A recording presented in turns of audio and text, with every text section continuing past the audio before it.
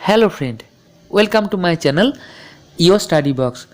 Supreme কোর্টে OBC মামলা সংক্রান্ত একটা খুবই গুরুত্বপূর্ণ আপডেট আজকে দেখতে পেলাম। সেই সংক্রান্তই একটা ভিডিও নিয়ে এসছি।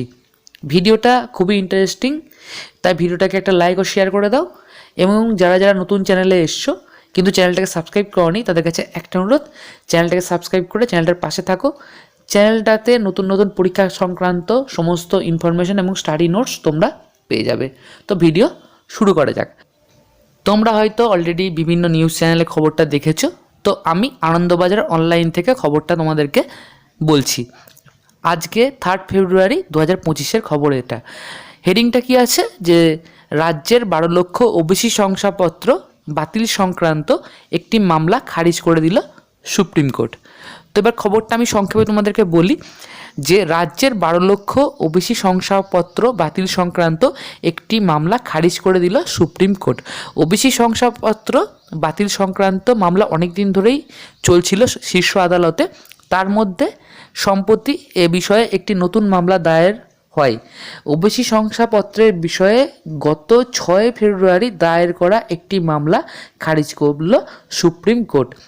তো গত 31শে জানুয়ারি ওই মামলার বিচারপতি বি.আর. গবৈ এবং বিচারপতি অগাস্টিন জর্জ মসিহের বেঞ্চ জানায় যে ওবিসি শংসাপত্র বাতিল নিয়ে কলকাতা হাইকোর্ট যে রায় দিয়েছে তাতে হস্তক্ষেপ করা হবে না।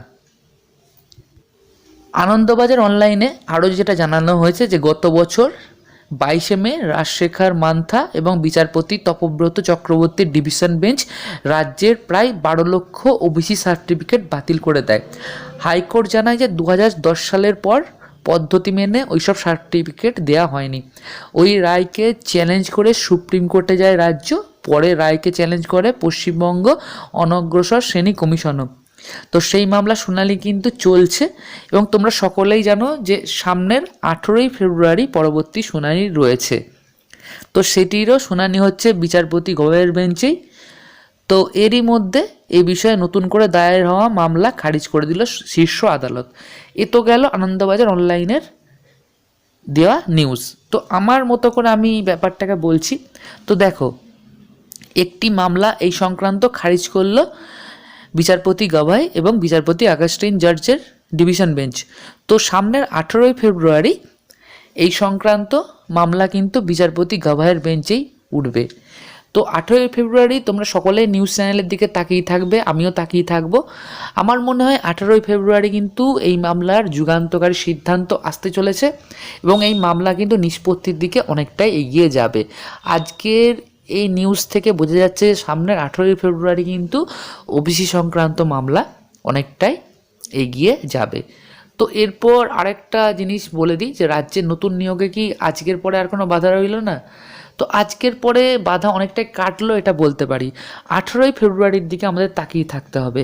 18ই ফেব্রুয়ারি আমার পার্সোনালি মনে হয় যে এই সমস্যার সমাধান, ওবিসি সংক্রান্ত মামলার সমাধান অনেকটাই হয়ে যাবে এবং তারপর কিন্তু নিয়োগে আর কোনো বাধা থাকবে না, যেটা বোঝা যাচ্ছে খুব তাড়াতাড়ি কিন্তু ওবিসি সংক্রান্ত মামলার নিষ্পত্তি হতে চলেছে এবং সেটা নতুন নিয়োগের পক্ষে খুবই ভালো।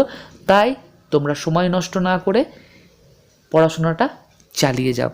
এই সংক্রান্ত কোনো আপডেট পেলে, ওবিসি মামলা সংক্রান্ত কোনো আপডেট পেলে তৎক্ষণাৎ কিন্তু আমি ভিডিও করে জানিয়ে দেবো। তাই তোমরা অবশ্যই চ্যানেলটাকে সাবস্ক্রাইব করে নাও। সাবস্ক্রাইব করলে আমি যে ভিডিও ছাড়বো তার ইনস্ট্যান্ট নোটিফিকেশান তোমরা পেয়ে যাবে। ভালো থেকো, অনেক অনেক পড়াশোনা করো। ভিডিওটা দেখবার জন্য অজস্র ধন্যবাদ এবং ভিডিওটাকে অবশ্যই লাইক ও শেয়ার করে দিও।